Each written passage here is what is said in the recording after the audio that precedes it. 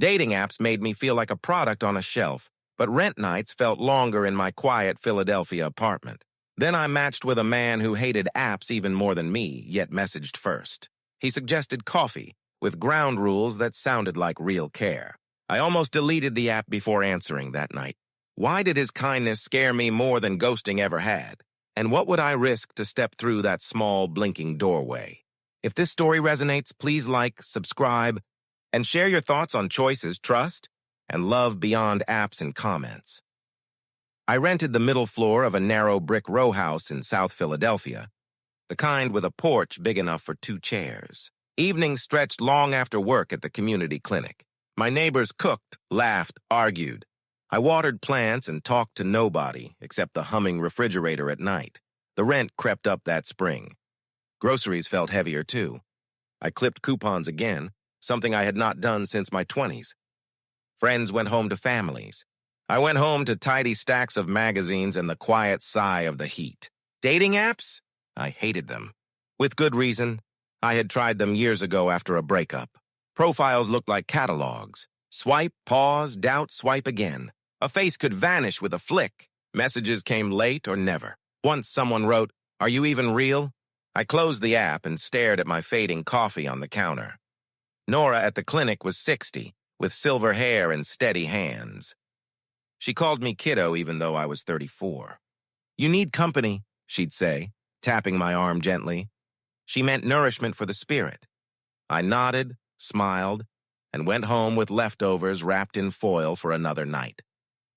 In the bedroom, a thrifted desk held a blank card addressed to myself. I had written the year on the envelope and nothing else. It was a promise to write when ready. A key lay beside it to the basement storage cage I rarely visited. Dust gathered around those moments. One rainy Thursday, the hallway light flickered like a tired eye. Groceries waited in paper bags. I dropped them, kicked off my shoes, and listened to the storm. My phone flashed a cheerful update. I told myself, just peek. Curiosity thinned my stubbornness. I downloaded a dating app that night. My profile was simple.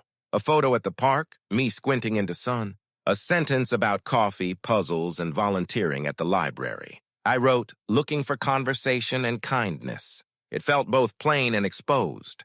The app suggested swipes. I looked anyway, like a window shopper on a sidewalk. Most profiles blurred together. Then I saw his. He wore a navy sweatshirt and glasses, standing beside a community garden bed. His bio said, here reluctantly, "Better at soup than selfies, no games." My thumb hovered over the heart. He hated apps too. That sentence made me breathe more easily. I hit like and set the phone down on the counter. Maybe nothing would happen. The rain kept tapping. Then the screen lit like a small comet. Match. He wrote first. "Hi, I dislike apps, but I like conversation. Coffee sometime in daylight public place? Your call." I stared, amazed. I had promised myself I would not be charmed by tidy sentences. Still, his tone felt respectful, almost calm. I typed carefully. "Thank you for the clarity. I feel the same. I prefer talking in person." Then I paused, remembering every time I had stayed silent and lonely after midnight.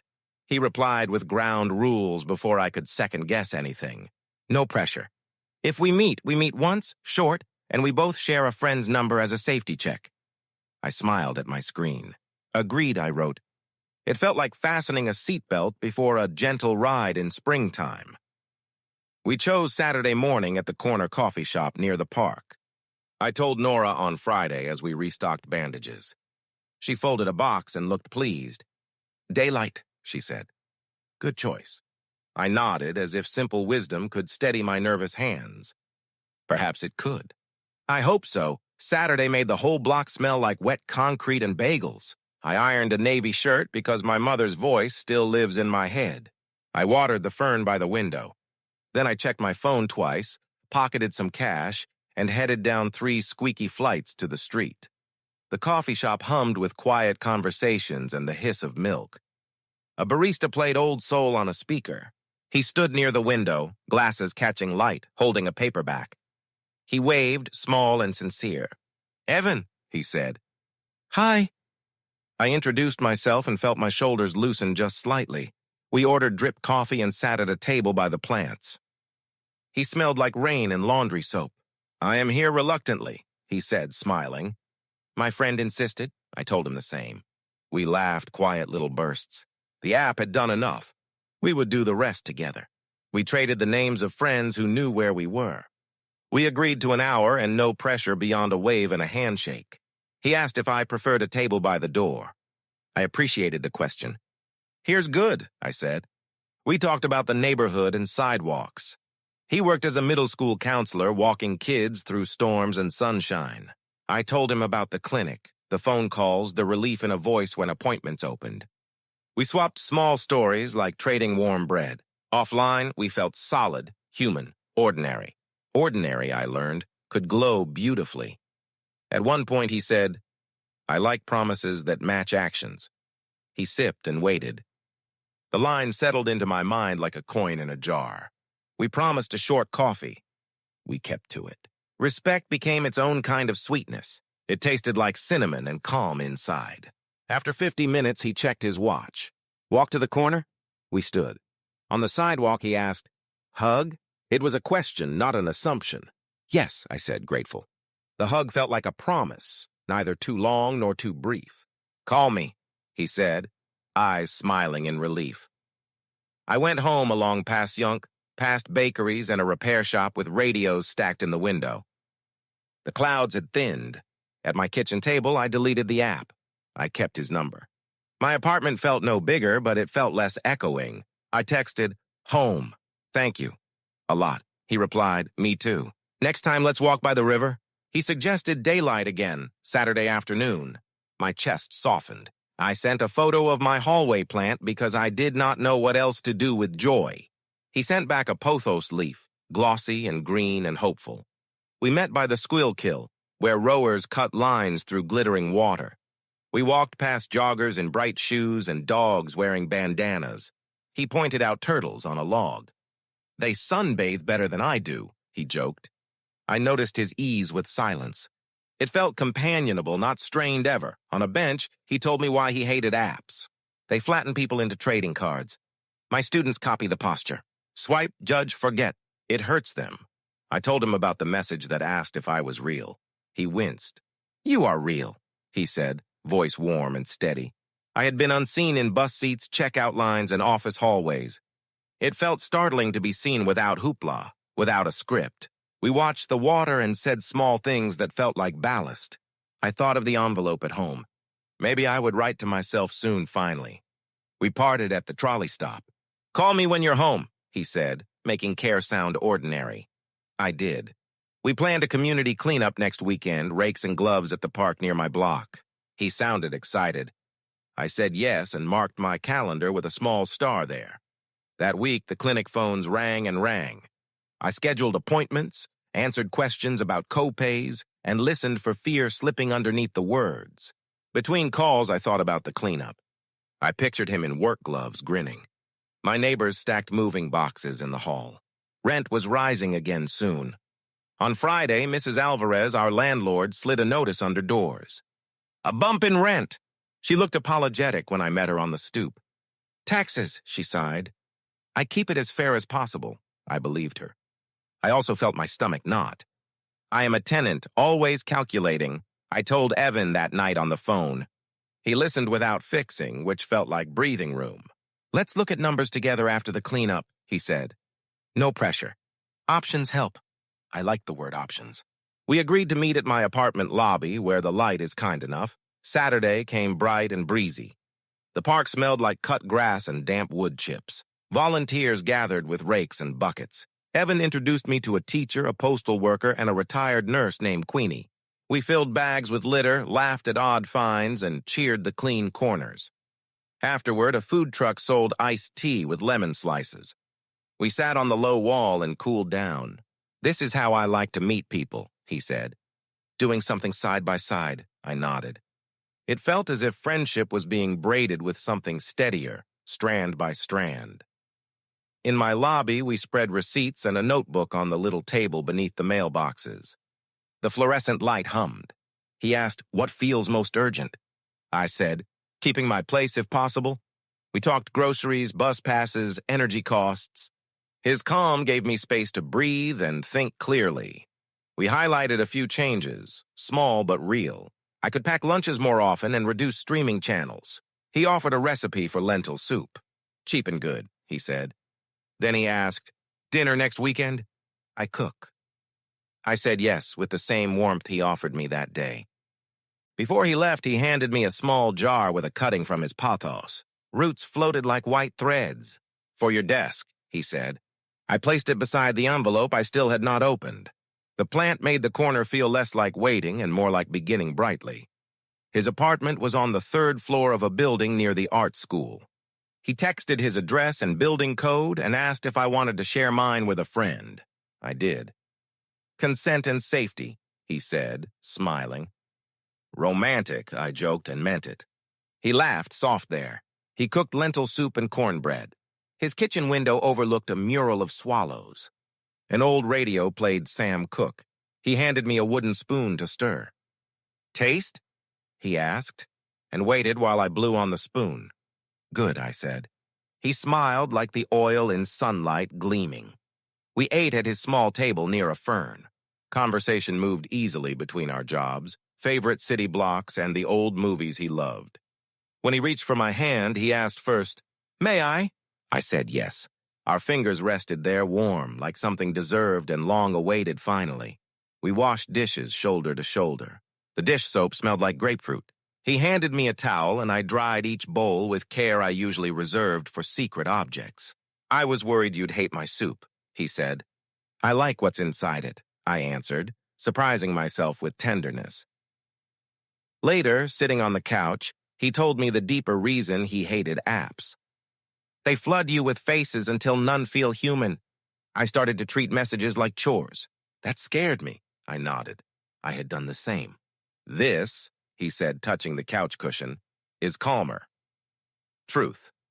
At 9, he asked if I wanted to head home or stay a little longer. I appreciated the check-in. We chose to end early, keep things easy. At the door, he hugged me again, warm and clean. "Call me when you're in," he said. I did, smiling already and grateful. The next few weeks settled into a rhythm that soothed me. We met for farmers market peaches, library book sales, and Saturday morning walks where older couples waved from stoops. He kept showing up when he said he would. I learned trust then, not as fireworks, but as lamplight. One afternoon, rain came fast, slicking the sidewalk into mirrors. He popped an umbrella and held it so I stayed dry. "I am taller," he said, grinning. I remembered a different date years ago with no coat offered. This small umbrella felt like a bridge to something good at last. That night, I sat at my desk and finally wrote the letter to myself. I wrote about patience, rent, peaches, and a man who kept his word. I wrote about my own heart learning to wait and open. I sealed the envelope and tucked it under the plant, cutting gently. Then came a week when everything frayed. The clinic's computer system crashed. Patients waited on hold. I ate granola for dinner and fell asleep with my shoes on. I texted Les. He called and I missed it. Hours later, I wrote back, brief.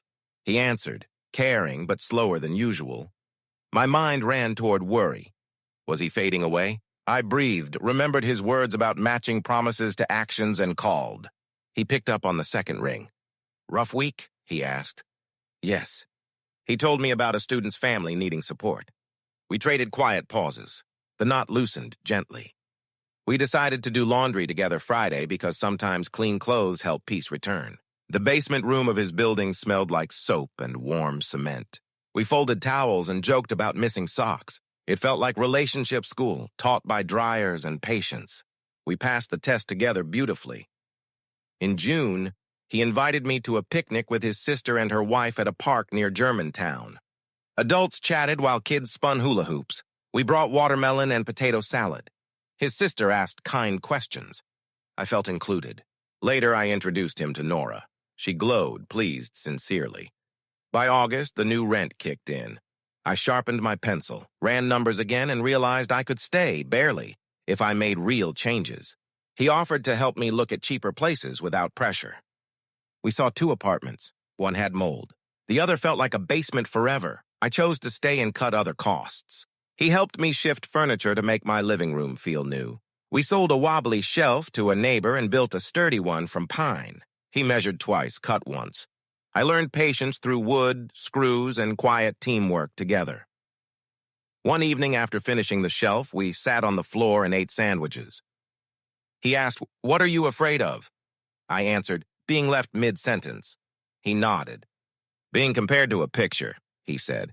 We put our phones away. The room felt like a place where words could rest. Another night, I assumed he could come over late without checking.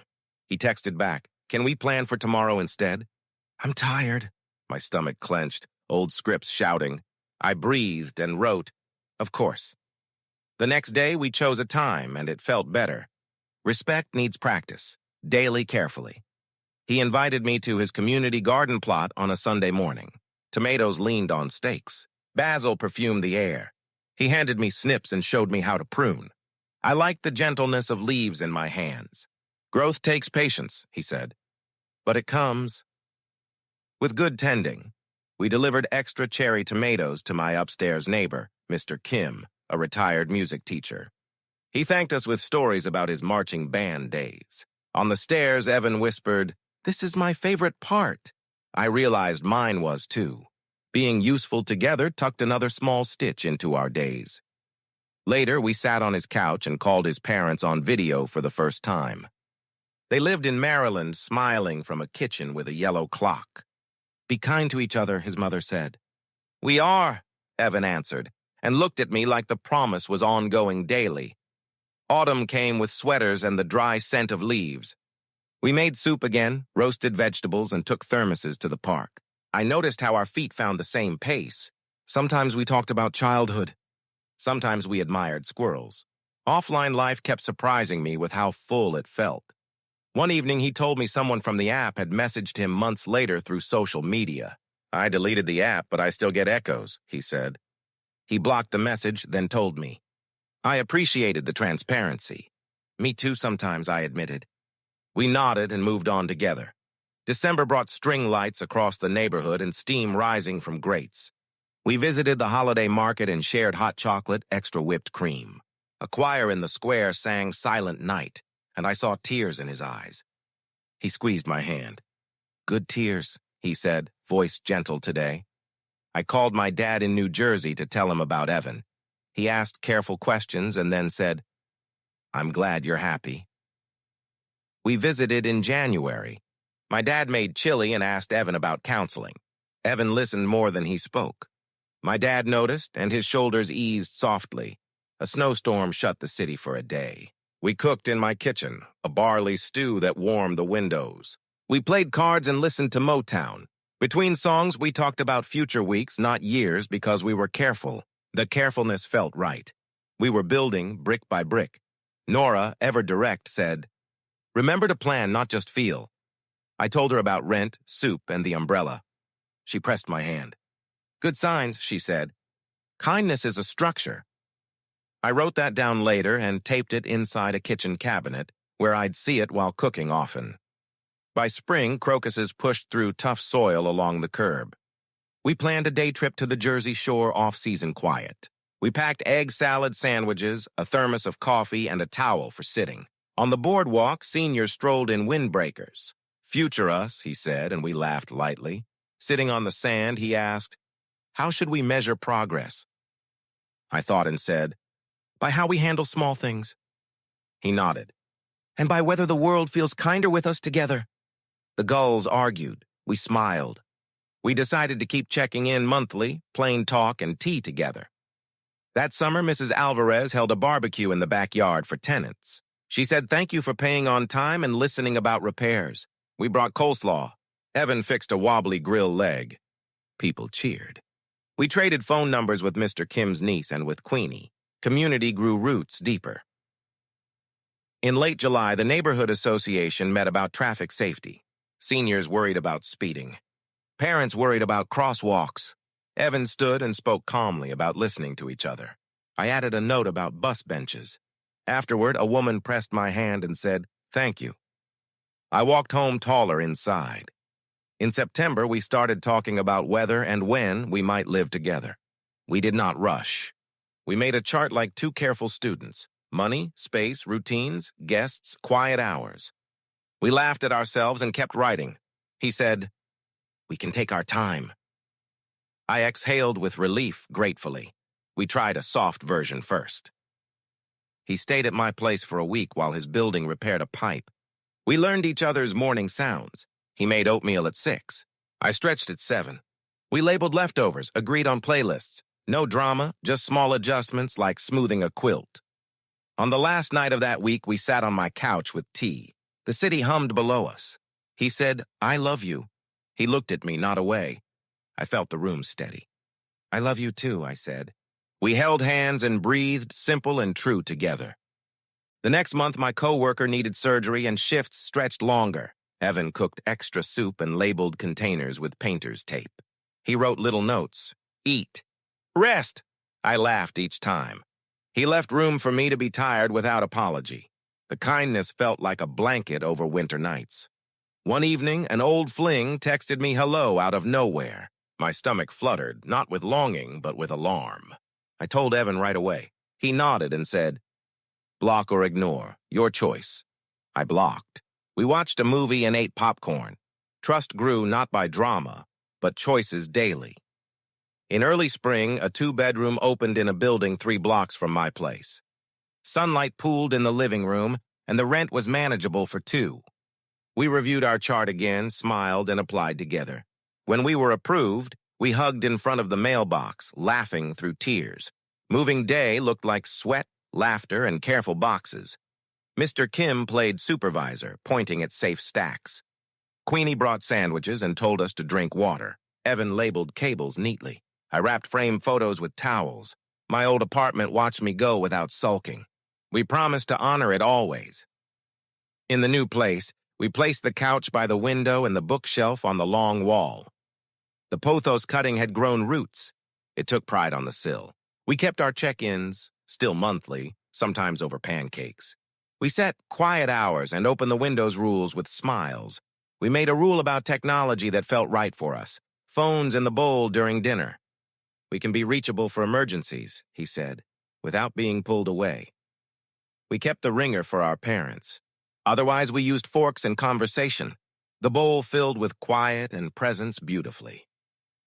One quiet evening, I pulled out the envelope I had sealed months before. "Read it?" he asked. I nodded and opened it. The letter spoke gently to me, about patience and porch lights and umbrellas and soup. I cried a little. He handed me a tissue and listened, steady nearby. Down the hall lived Mrs. Davenport, 82, with a soft Southern accent. One morning, she needed help carrying groceries. We carried them and set them on her counter. She insisted we take cookies. Later, she handed us a note. "Thank you, neighbors." It felt like joining a choir of care. One stormy night, the power went out for several blocks. We lit candles and checked on neighbors. In the stairwell, Evan called out names gently. Mr. Kim sang a verse from memory to keep spirits up. I handed out bottled water from our stash. The darkness held us kindly together. On the anniversary of our first coffee, we returned to the same shop. The barista had changed. The plants were bigger. We ordered drip coffee again. At the window, we smiled at our reflections. "I still like your ground rules," I said. He grinned. "Me too. They made room?" Beautifully. In April, Nora retired from the clinic. We brought cupcakes and a card that 3 dozen patients had signed. She hugged me, then hugged Evan. "Good man," she whispered. We helped her carry a box to her car. The lot smelled like spring rain. She wiped tears and smiled brightly. In June, Mrs. Davenport's niece asked if we could foster a cat for a month while she recovered. We talked, set boundaries, and said yes. The cat Marmalade approved our couch. He purred like a motorcycle. We laughed more. "Maybe we're cat people," Evan said. "Maybe we're joy people." Now, we visited the art museum on a quiet Wednesday evening. Standing before a landscape, he whispered, "That sky looks like a held breath." I felt the same. We read plaques and dreamed up new titles for pieces. In front of a portrait, he squeezed my hand. "Present," we agreed softly. His sister had a baby in July, and we drove down with lasagna. I held the baby while Evan sanitized bottles. The baby gripped my finger and sighed. "Uncle," his sister said, smiling toward us both. The word felt like an invitation to be useful forever. We accepted it gladly. When our internet went out on a rainy weekend, we pulled out board games from the closet. We made cocoa and played Scrabble. He spelled steadfast on a triple word score, and I feigned outrage. "You love that word," I said. "I do," he answered. We both meant it deeply. We never reinstalled the app. Sometimes I thought about the odd luck of it. One small message had led us here. The apps had felt like a cold hallway. We had found a warm room. We kept it warm by choice every day with steady hands and listening and care. A new tenant moved into my old floor. We carried a dresser up the stairs and shared tips about trash day, mail, and the good bakery on 12th. He thanked us with a shy smile. "Welcome," Evan said. I remembered my first night there and felt grateful for bridges built. We opened a joint savings account labeled Cushion. We each added a little every month. It was not romantic in the movie way, but it felt like care in the real world. When the car needed brakes later, we used it together. The relief felt like sunlight in December mornings. One evening, he forgot to text that he would be late. My shoulders tightened. When he walked in, he apologized before I spoke. "A crisis at school. I should have called." He put his phone on the table. We sat, breathed, and ate leftover wheat pasta. Small repairs mattered deeply. We took the train to Lancaster for a weekend, quiet and green. At the market, an older couple sold strawberry jam. We walked country roads and pointed at barns the color of rust. At dusk, fireflies lifted from the grass. He whispered, "We're lucky." I whispered, "We choose luck." Together. Back in the city, buses sighed and the corner store smelled like coffee and paper. We settled into chores. He fixed a wobbly chair. I cleaned the fridge. Marmalade returned to his niece. The apartment felt a little bigger, holding space for quiet and for friends who needed soup sometimes. In June again, we stood at Pride with neighbors and co-workers. The air tasted like sunscreen and lemonade. Families waved flags. Seniors in lawn chairs clapped for marching bands. A sign read, "Aging with Pride," and I felt tears in my eyes. He squeezed my shoulder. We belonged here fully. Later that evening, we sat on our stoop and talked about the future. "Marriage someday?" he asked, voice gentle. I swallowed, felt the question land. "Yes," I said, "if we keep choosing each other the way we do." The streetlights blinked on. We made tea and let the promise settle. We did not rush rings. Instead, we wrote a list of what marriage would mean for us. Check-ins, kindness, chores, care for parents, time for friends, time alone, humor. We tucked the list into the kitchen drawer with rubber bands. It felt like planting a seed in good soil carefully. Evan organized another block cleanup in September. He handed out gloves and assigned corners with his calm voice. I found myself speaking up about storm drains and litter bags. Afterward, a neighbor said, "You two make the block feel safe." We looked at each other and squeezed hands.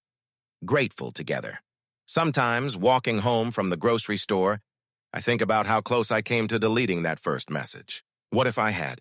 The thought chills me and then passes. I believe we would have met eventually, at a cleanup or the clinic, but I blessed that patient text anyway.